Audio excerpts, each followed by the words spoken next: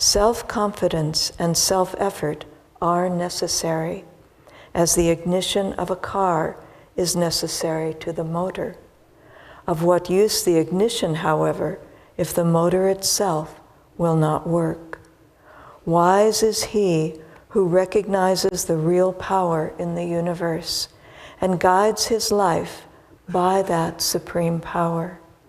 As it says in the Bhagavad Gita, the 9th chapter,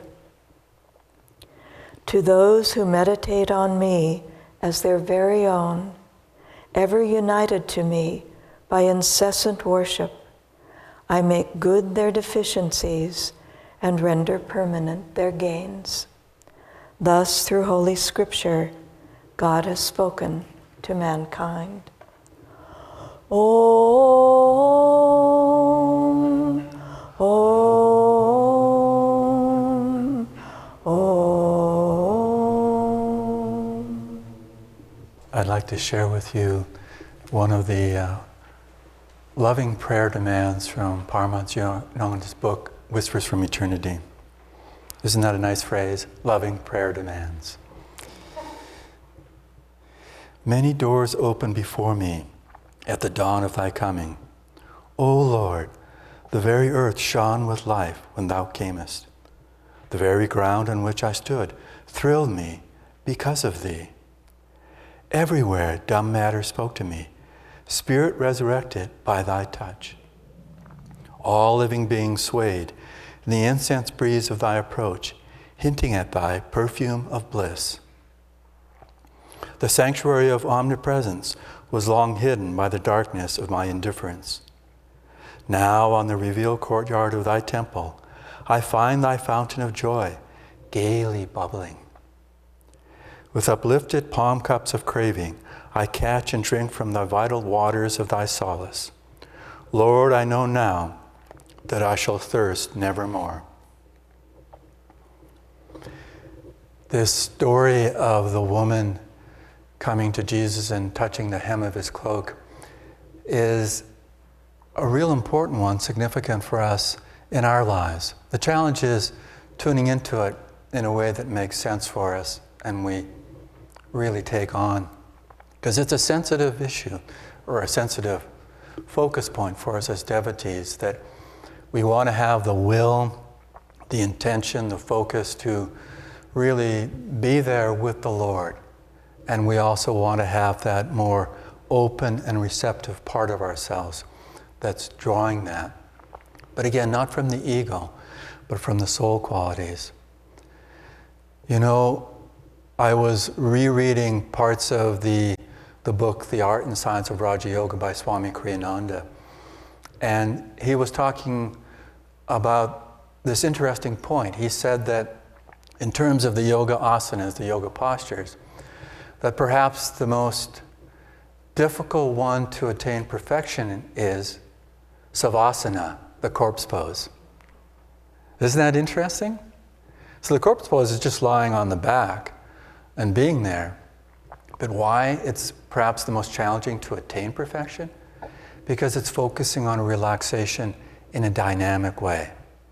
Not being passive and just falling into subconsciousness or sleep or daydreaming. But the dynamic part of it is us offering ourselves into that experience, where we can readily feel that in the more activated yoga postures that there's challenge because of our stiffness, because of our bodies not working with us. But that's not as challenging as that subtlety of tuning in inside of ourselves when we go into relaxation. And it's something that we can then translate into different parts of our lives, that we can feel the sensitivity, the openness in ways that make sense to us, make us more real in our spiritual journey. Because it's always a danger to have platitudes and, you know, a spirituality that is more a cloak than our essence. And it's a good beginning for all of us to even have the cloak part of spirituality. But I remember years ago when I first moved to Ananda Village in the 1980s, at that time Swami Kriyananda would in doing Sunday services and satsangs and classes, would chant at the beginning of it. And I tuned in quickly to the fact that even with a chant like Door of My Heart, one of Yogananda's chants, that he played, that I've probably heard, you've probably heard hundreds and hundreds of times, that each time he chanted it, I want to be in that chant. And so I always paused at the beginning when he started chanting from joining in, because I wanted to be with him in the chant. And there were nuances, not so much even in his way of playing the harmonium or singing out with his voice, but the nuances of his vibration, of his consciousness. And I just wanted to be there with that before joining, not so much the joy of the chant, but the joy of being in the chant. And I want to take advantage of Swami Kriyananda's consciousness in that way. But even now, I would recommend, not that you do that all the time, but I've noticed in kirtans, which is group chanting, amazing way to be enlivened with chanting, is that so readily at the beginning of the chant, the accompaniments, whether it's clapping or the playing of kirtals or the drums, they come in right away. And at one point, Swami Kriyananda said about that, it's like people usurp the chant. They take away what's trying to happen in the chant and make it what they want to have happen with the chant. Isn't that interesting? Well, we can, again, translate that into all of our experiences. That it's good to be dynamic and really move energy when it's appropriate. But even then, if we can pause, at least from an internal centeredness, and then activate that.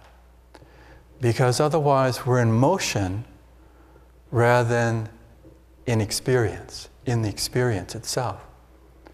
And it's a subtlety that even from the beginning of the spiritual path, it's important to cognize that and make that subtlety, that sensitive approach, part of what we're doing, part of how we're being in the world that we live.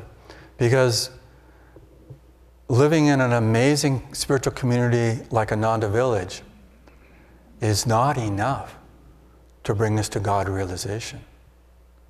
It's an amazing foundation for all of us, for those who live here, for those who visit here as guests. But that can slip away as a dynamic experience so readily. It just becomes too familiar.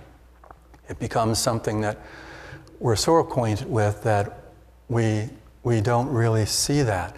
I know for a lot of us, when we're engaging with guests in spiritual renewal, I think a lot of our residents were able to see through the filter of the eyes of people coming here that haven't been here for several years. What a joy there was just being here. And I think we were all feeling that contagious, not of COVID, but of the contagious of the joy that was just abounding in everyone in that way. But it's important that we really become in that balance of being dynamic and being sensitive. One of the things that came up when I was leading a weekend program here at the Expanding Light Retreat last weekend, somebody brought up the issue which comes up for people about being too sensitive. And maybe we've all felt it at times in our lives that the world around us intrudes on us. It has an impact on us because of our sensitivity. But in a sense, that kind of sensitivity is in motion. It's kind of like not well developed, because the sensitivity is still through our ego, and we feel the emotional sensitivity because of that ego desire and attachment play that's happening. But once we start to deepen with meditation and integrating that into every moment, the sensitivity isn't one that starts to bring disturbances anymore. It starts to bring us even more calmness. We touch on that calmness in meditation, and what happens, and most of us have felt this, that calmness starts to permeate into every moment. It's not that we just have calmness in meditation. We feel that living organism of calmness being an integrated reality in our lives. And that's such an important part of what we always want to be open and receptive to. The receptivity is there to allow us to go beyond our expectations. It's an interesting way to understand that. That what we want to do is always be open to possibilities. That when we have expectations, we even may have the expectations fulfilled, but they may be not what we really need in life. The failures in life seemingly are the bad parts of life, but that's only because of our attachments, our desires to have something else. But truly the failures, quote, being failures, are really the opportunities, the springboards for really growing in what our spiritual life is. Not even our spiritual life, our lives. Every moment can be in that way. And when we really know that more and more, we start to realize that being in the experience is very, very deep and grows deeper and deeper. I had this interesting experience in my last week-long seclusion, which was in November of last year, that normally I bring, both Parvati and I, when we seclude, have our harmoniums. We have two for that purpose. But I have an old beaten up harmonium that I only take out rarely because we have Parvati's harmonium always out that we play. But I take my harmonium, and it takes a number of chants before it starts to sound right. It's like it's a living being that's been hibernating. And when I start to play it, you can feel it changing. It feels like its resonance, that power of resonance, starts to envelop not only the harmonium, but me. And so it's a real joy to chant with a harmonium. But a few days into this seclusion last November, I was sitting in the afternoon just in a deep sense of calmness and peace. And I thought, I feel to chant. And I was about to go to my harmonium. And then something said, no, just chant. And so I started to chant softly out loud, a cappella, without instrumentation, without the harmonium. And it was quite interesting. It actually felt as an experience of a cool, calming breeze coming over me. There was such a depth in that calmness, in that chanting. And it was so touching an experience. I chanted, I believe, over an hour just with my voice, going over a number of chants. And I thought it wouldn't be something I intended to do, because as I said, I love the resonance of just playing the harmonium, chanting with that. It's so sweet and devotional. But here I was, letting go of that part of it and just being in the purity of my heart's expression through my voice. It was very deep. And I would invite you all to explore that. Whatever voice you have and whatever you do, but just even take one chant and explore it. Because there's a feeling that's slightly different than using the harmonium. That there's a sense of, this is me, not this is me chanting. This is the experience of me with this chant. And so these things are subtleties that allow us to, as the readings say, that need for self-effort, and then the recognition that God is everything. God is the doer through us, that there's the play of that divine experience always with us in deepening ways. And when we start to think, well, I'm just this little soul devotee here, and I don't really have the confidence to really feel I can touch the hem of God through the masters. But remember you are a child of God. It's like I read this African proverb that said, when you think you're not worthy enough or you won't have an impact on the world, try being in a closed room overnight with a mosquito.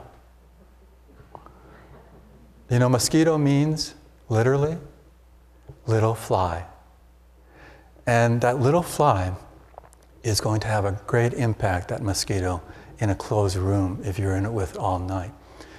Well, when we think we're just this little being that we don't have much to offer and that maybe God really doesn't pay attention to our offerings, just think less of what you're trying to get from that experience and shift into more, how can I be that experience? How can I offer myself? It doesn't make really much difference what happens. You know, let go of that expectation, but put your energy into focusing of being with God. So in a sense, there's a goal involved there. You're being with God. But the expectation is just let it diminish, let it dissipate completely actually, and just be in that sense of, I'm yours, God. You know, one of the chants that perhaps a lot of us chant a lot, just walking or driving in our cars, I often will chant Swami Kriyananda's chant, Lord, I am thine, because it's a powerful mantra. You know, it has that feeling that I am thine, be thou mine. That power in that, because it's simple, it's like what they call a bija mantra, a seed mantra. It's so pure that it allows us just to be in that rather than doing it. So the next time you do a chant like that, or any chant, be yourself in the experience of being immersed already. Not using the chant or prayer or even meditation to get somewhere, but to be there, right in that moment. To know that that is who you are in that experience fully in God.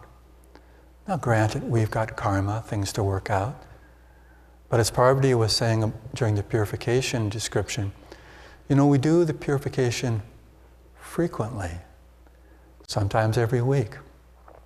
And sometimes we think, but that challenge, that karma, remains with me. And I put my deepest sincerity into wanting to release that. So what's happening there? Well, it's just that that karma maybe has a deeper influence. It has a lot more energy than we assumed it had. Because remember, to be purified, we need to raise the energy higher than the karma we're facing. Now, that energy is our commitment that draws the energy of God's grace. That's what really lifts us higher than the energy of our karma and our tests. It's that experience that is real to us. And so our role, our purpose in life, is to offer unhesitantly, always be there, without any reservation or hesitation, that when the going gets tough, then that's even more the time to offer ourselves more completely. To feel when there's a squeeze in our hearts, that's the time to say, I don't feel the devotion, Master or Divine Mother, but I'm offering myself with all I can. You're going to have to do the rest. You're going to have to take care of this. But I'm doing the best I can. You're in charge. Let your grace, let your blessings be there fully for me. And then we become those instruments of those blessings in the world. And that's an important part of really touching the hem of Jesus' cloak, is that as we're healed, then we allow that healing energy to be there with the world and the people around us. So let's remember that, and let's be immersed in that experience.